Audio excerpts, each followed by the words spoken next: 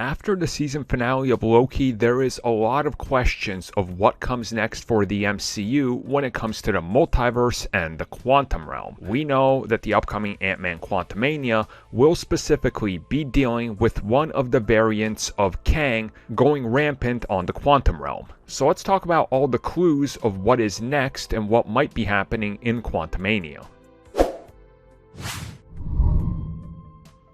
So when it comes to everything that happened in Loki, there is a lot to go over, and there certainly is a lot of discussion still happening, and yes, it's still very much fresh in people's minds, and of course the next time we see Kang is going to be in a while. Currently, they are shooting AntMan Quantumania, where Jonathan Majors will be appearing as the main villain, Kang the Conqueror. Now of course, the name itself hints to the exact size, scope, and scale of Ant-Man 3, because the quantum realm playing a huge role, the film being called Quantumania, you can kind of understand that they're not just going to be playing with one time period or just one section of the quantum realm. Instead, they're going all over. Now this is important because of the recent reveals in what Kang has been doing, and Kang has been doing everything because every Kang has been doing everything. And what I mean by that is it's explained in the last episode of Loki that Kang,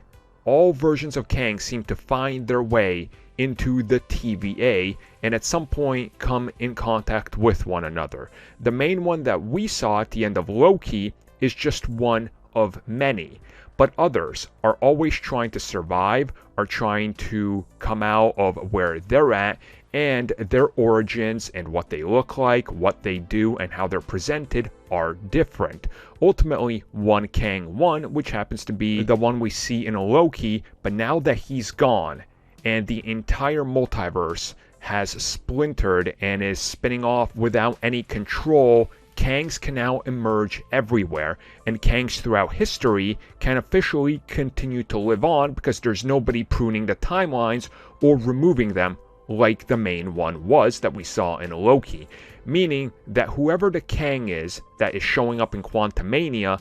that is going to be the big one. That's going to be the one that brings the most problems and troubles to the entirety of the MCU. And since Marvel just recently confirmed that the next big bad villain of the MCU is Kang proper, that means that the Kang we're seeing in Quantumania will be the prime, quote unquote, and he's going to be the biggest and disastrous one, I would say, because if we look at it, and if we look at everything that they were doing for Quantumania, such as location scouting and the places they're going to, they line up with comic book counterparts where Kang has existed. So a very real possibility is that the Kang we're going to see in Quantumania is going to be leaps and bounds stronger, smarter, better, and ahead of the Kang that we saw in Loki. And there is probably a chance that he was even hiding somewhere within the quantum realm where he couldn't be found, sort of like how Sylvie